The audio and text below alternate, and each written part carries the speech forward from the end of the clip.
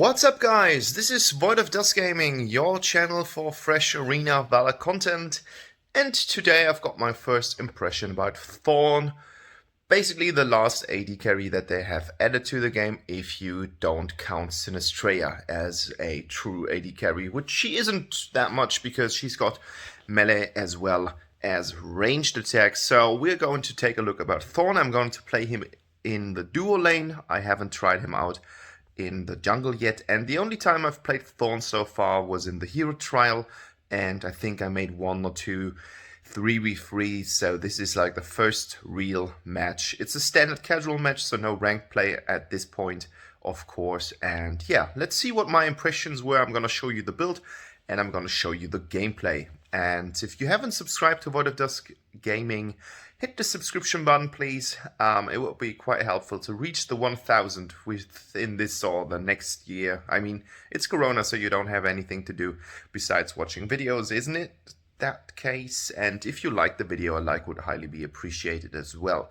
If you've got some additional information, some tips, some cool builds or something about Thorne, just use the comment section below and put down your thoughts. I hope you enjoy today's video.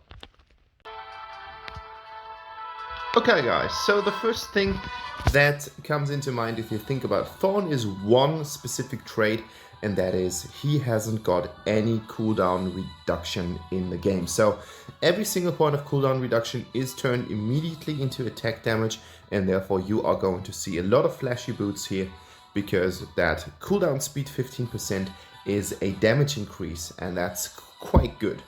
The rest of the build is pretty much standard AD carry like. We've got the Sancti, we've got Slick Sting here for the attack speed and the critical chance. We're building critical chance, by the way, and crit damage on this item build. We've got a critical chance with the Bow of Slaughter. We've got some armor pierce here with the Stab Muramasa to reduce the armor, and then we've got the Blade of Eternity. Nothing too spectacular in the build.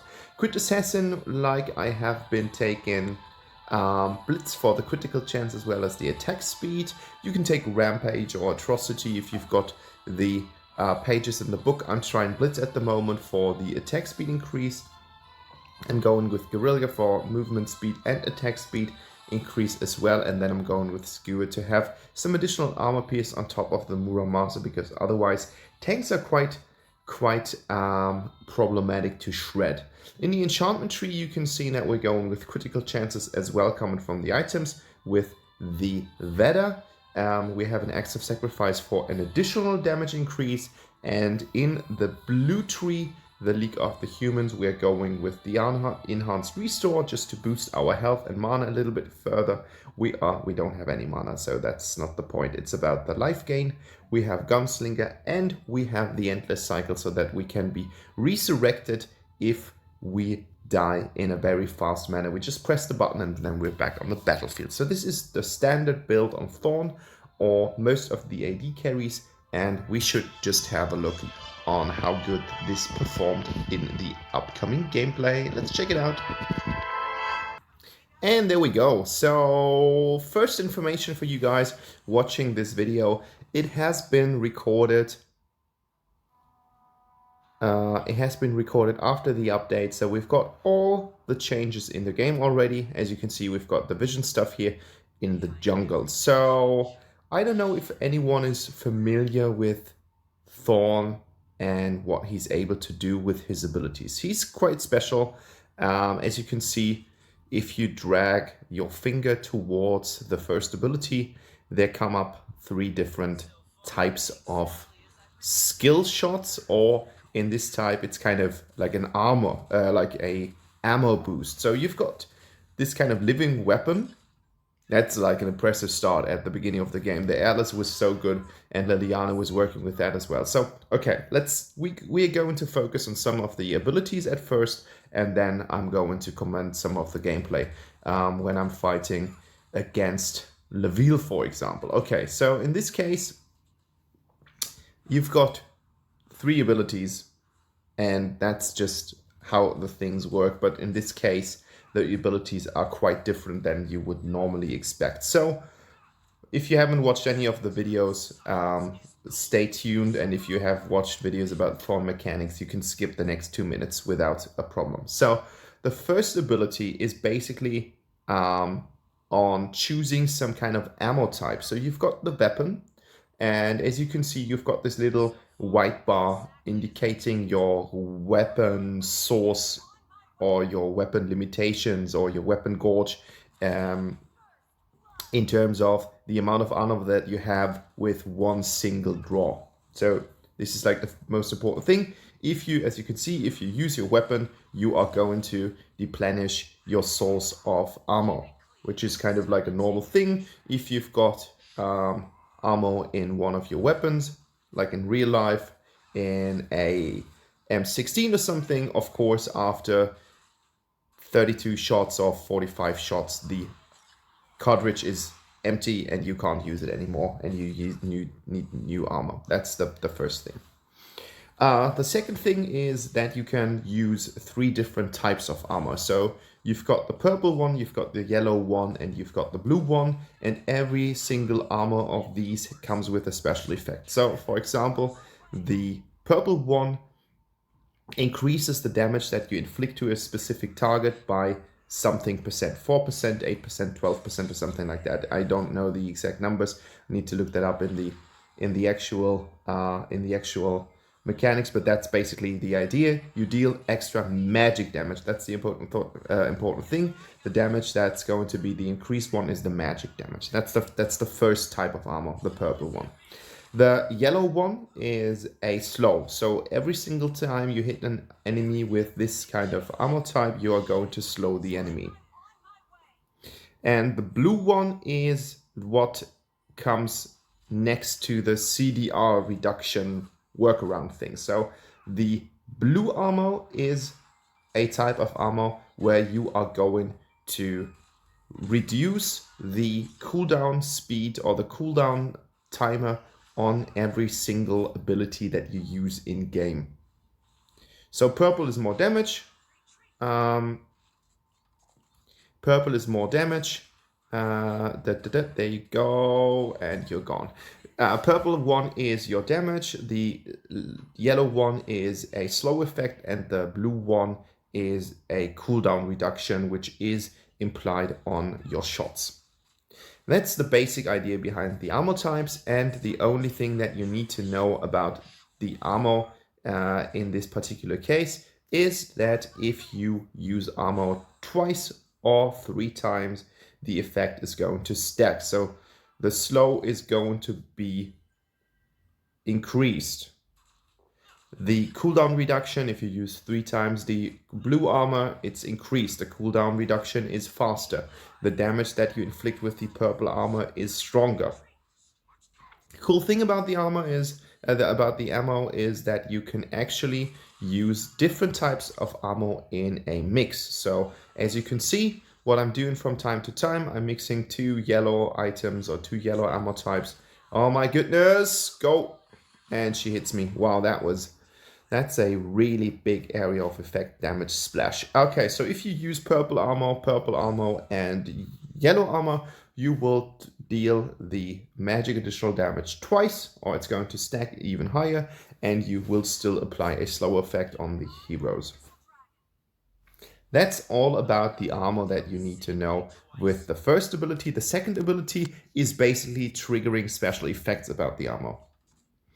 So, for example, if you use a bullet coming from the source of the yellow armor type, and you are using a bullet coming from the blue source of bullet type or ammo type, you are going to inflict a stun. No, flicker too. I flickered just too late. So this is kind of like a mixture, but it's written down in the second ability. If you use the second ability without triggering any of the armor effects, if you don't have them ready, you are just having a short little dash, and that's going to help you with escaping, entering fights, vice versa. But be careful, like if you use it for entering a fight, you should be pretty much aware of the fact that there's no way that you can escape the fight if you don't have flicker ready to use and that's basically the deal behind it. Oh, one important thing is the more bullets you use in your gun, the faster your ammo level or your ammo meter is going to deplenish. So if you stack it up 3 times, of course you are consuming more kind of ammo energy, meaning that this is going to deplenish even faster than if you only use one source of bullet. That's basically the idea behind it. And you have seen my ultimate before.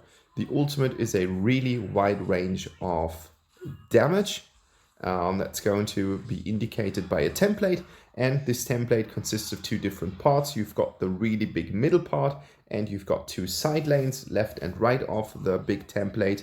And the idea behind it is you're standing still, kind of channeling your energy, and you will inflict super massive damage in the middle and reduce damage left and right of it. That was the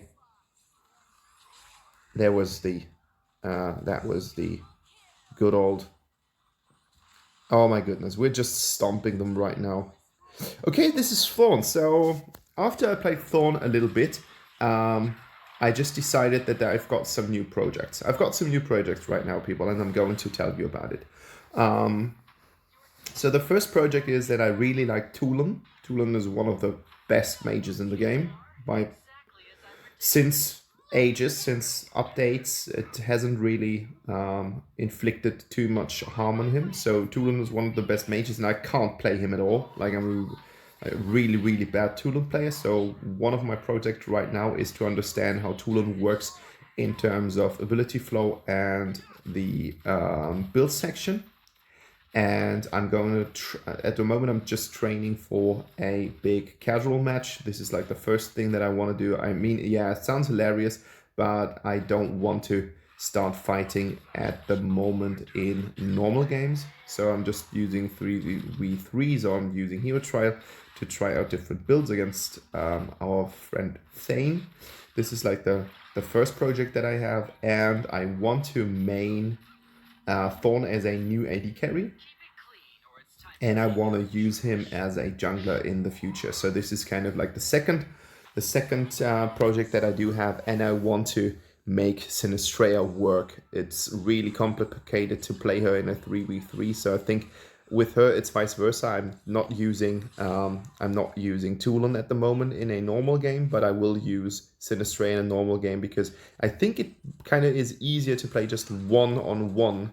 Because right now at the moment I'm always playing against 3 players in a arcade match in the Valley, and this is just causing so much problems because I always fight against 3 different people, and of course they're inflicting even more damage.